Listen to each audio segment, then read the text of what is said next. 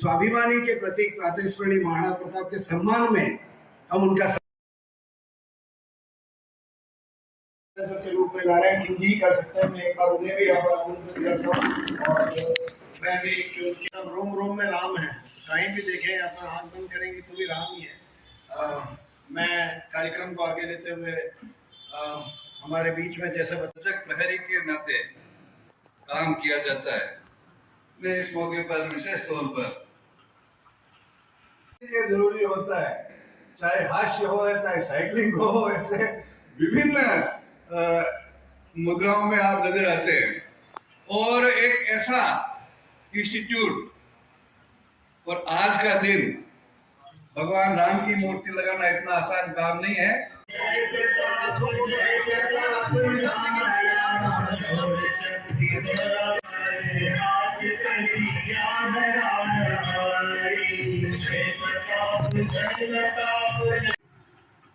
Police की नौकरी करने वालों जिन्होंने जिंदगी में कभी एक्टिंग की उनको हीरो भी बना दिया आदरणीय नारायण सिंह जी को।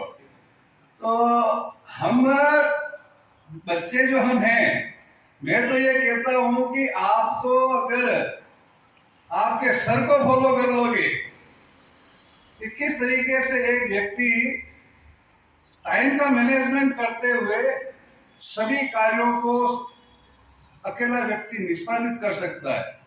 समझता हूँ ये उद्घाटन जो 7 दिवसीय महोत्सव का उद्घाटन सत्र है और इसमें हमारे बीच में मुख्य अतिथि और इस महाराणा प्रताप समारोह समिति के 7 दिवसीय समारोह के मुख्य संयोजक के तौर पर हमारे बीच में हमारे अग्रज प्रेम सिंह जी हमारे बीच में मौजूद है। मैं आपका हार्दिक स्वागत करता हूँ और आपसे अनुरोध करता हूँ कि आप और आज के हमारे विशिष्ट अतिथि के तौर पर नारायण सिंह जी हमारे बीच में विराजे हैं। मैं आपसे भी अनुरोध करता हूँ कि आप पधारें और स्पेशल मतलब ऐसा फीचर वापस नहीं होना है। आरती चला दो क्या? हाँ चल प्ले कर दो मोबाइल ऑन कर।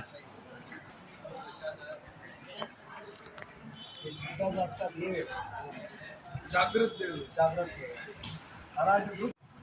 महाराणा प्रताप की 485वीं जन्म जयंती के 7 दिवसीय महोत्सव में एकत्रित हुए हैं। मैं अपने आप को सौभाग्यशाली समझता हूँ कि महाराणा प्रताप के पराक्रम, वीरता और शौर्य को जन जन तक पहुंचाने में, उनके देशभक्ति और स्वाभिमान की गाथाएं जन जन से जुड़े और हर एक घर तक पहुंचाने में जिस संस्थान ने बड़ा अपना इसके अंदर हाथ और सहयोग दिया है, ऐसे आलोक संस्थान में हम सब यहाँ पर कार्यरत हैं और आज इसी आलोक के इस प्रांगण में हम सब एकत्रित हुए हैं। एक संस्थान जिसने महाराणा प्रताप पे पूरी एक फीचर फिल्म बना दी और उसका विधिवत जिसका प्रदर्शन मैं समझता हूँ कि OTT के माध्यम से घर घर तक पहुँच रहा है। आलोक संस्थान एक ऐसा संस्थान जिसने पहली बार मैं समझता हूँ कि महाराणा प्रताप की एक महा आरती का बिल्कुल एक संगीतमय और लयबद्ध एक आरती जिसने बनाई। आज सभी हम वो आरती भी सुनेंगे और महाराणा प्रताप की आरती भी करेंगे। आज इस उद्घाटन सत्र में मैं हमारे बीच में इस कार्यक्रम के मुख्य अतिथि और मुख्य संयोजक के तौर पर प्रेम सिंह जी साहब का उद्घाटन करने के लिए मैं हमारे प्रतीक जी निश्चित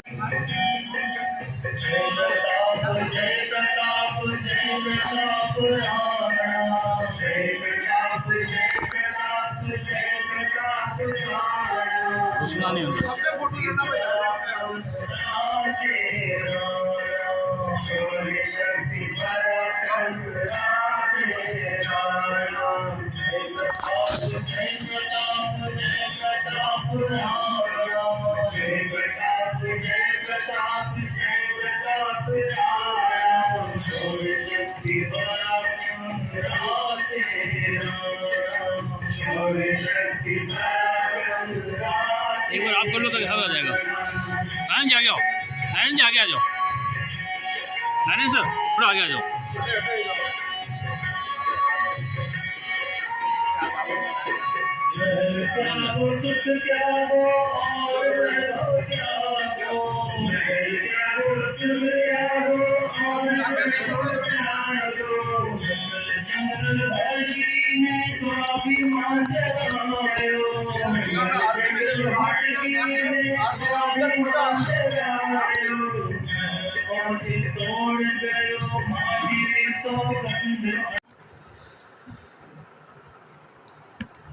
सर्वप्रथम जहाँ आप और हम सब बैठे हुए हैं, प्रभु श्री राम के चरणों में नमन।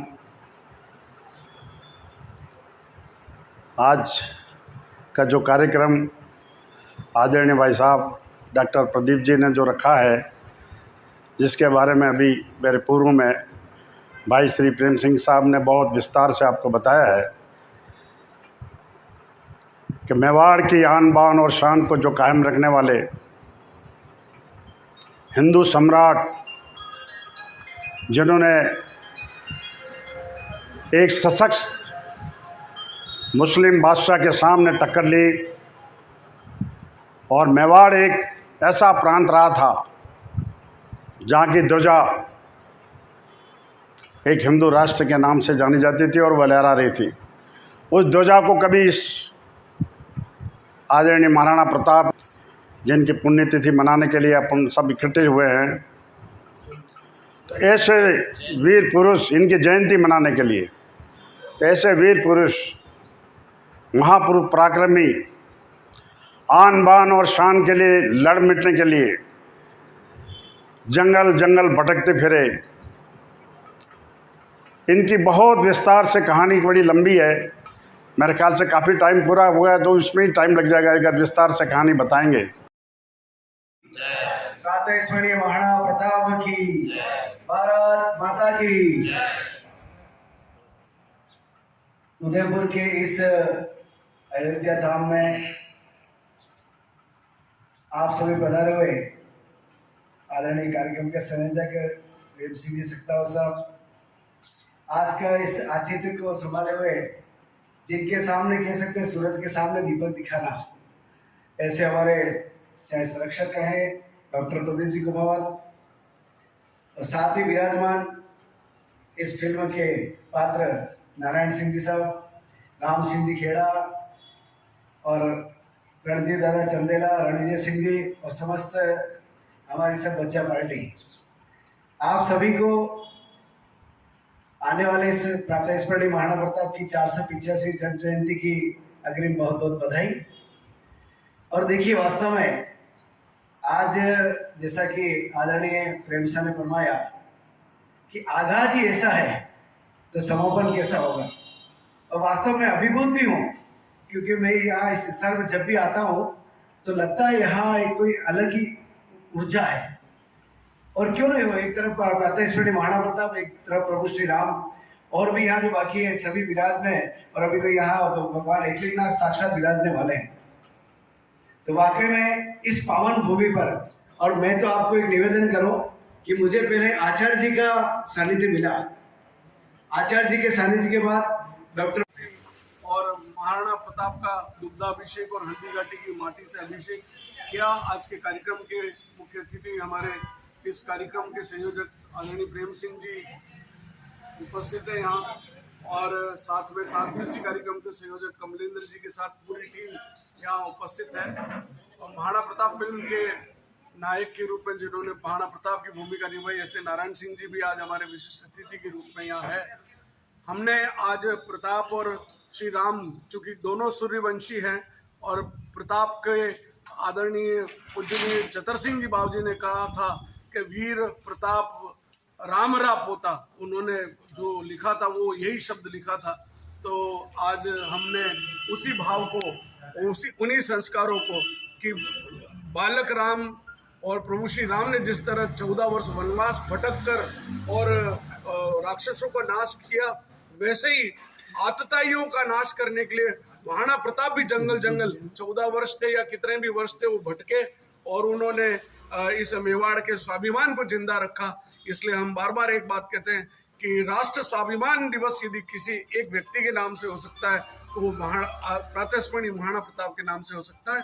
आप सभी 29 तारीख को प्रताप जयंती के कार्यक्रम में पधारें, और हमारे जिसके नाम से हम रोटी खा रहे हैं, प्रताप के नाम से, उसके कार्यक्रम में जरूर सम्मिलित हो, इतना ही निवेदन। ऐसे आदरणीय नारायण सिंह जी, सभी भारत विकास परिषद के हमारे पदाधिकारी भाई संजीव जी, प्रशांत जी और जितने भी आप अतिथि यहाँ पधारे, मैं उन सबका एक बार पुनः अखिल भारतीय नववर्ष समारोह समिति की ओर से स्वागत करते हुए आदरणीय प्रेम सिंह जी साहब से एक निवेदन करना चाहता हूँ कि अभी हम यहाँ अभिषेक भी करेंगे। जिस दिन नारायण जी, मेरे पिताश्री और वैद्य रामेश्वर जी तीनों बैठे थे, तो उनकी इच्छा थी कि एक डॉक्यूमेंट्री बनाएं महाराणा प्रताप के उस पे। तो हमने कहा कि हम फिल्म भी बना सकते हैं। तो मेरे मामा जी ने एक बात कही कि महाराणा प्रताप का काम सरल नहीं है और तुम करोगे तो दुनिया भर की परेशानी आएगी। तो कई लोग ऐसे हैं जिन्होंने इस बात को कहा और वास्तव में वो हुआ।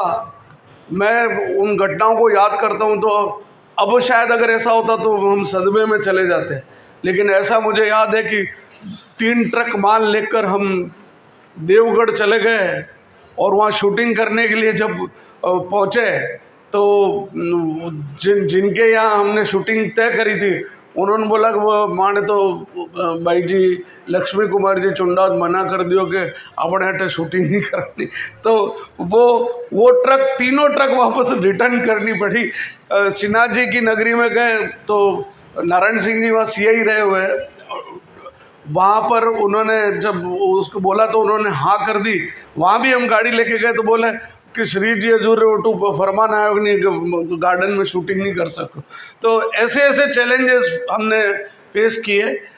कहने का मतलब ये कि प्रताप का काम बहुत कठिन है और जो करता है उसको किन किन चुनौतियों का सामना करना पड़ता है वो तो प्रेम सिंह जी भी देख रहे हैं, हमारे कमलेंद्र जी भी देख रहे हैं।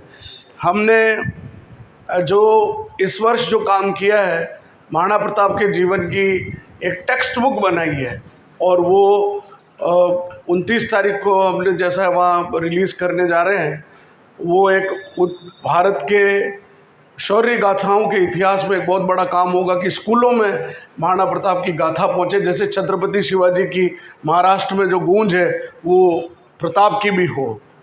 मैं बच्चों आपसे एक बात निवेदन करना चाहता हूँ कि हम बहुत भाग्यशाली हैं कि महाराणा प्रताप की इस ज़मीन पर पैदा हुए और निश्चित रूप से हमारे बच्चों ने, यहाँ तो नहीं है वो, लेकिन कई सारे बच्चों ने उस हल्दी घाटी युद्ध की भूमिका में वो बच्चों ने ही वो ड्रेस पहन के और मेकअप करके और उस शूटिंग में भाग लिया और बनते बनते बन गई फिल्म। जब हम एडिट करने गए तो वो बोले आपके में शॉट यार ये तो बच्चे दिख रहे हैं।